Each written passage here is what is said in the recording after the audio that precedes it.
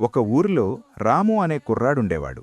అతను తన తండ్రి దగ్గర రోజూ పొలంలో పనిచేయాల్సి వచ్చేది. కాని రాముకి పనిచేయడం ఇష్టముండేది కాదు.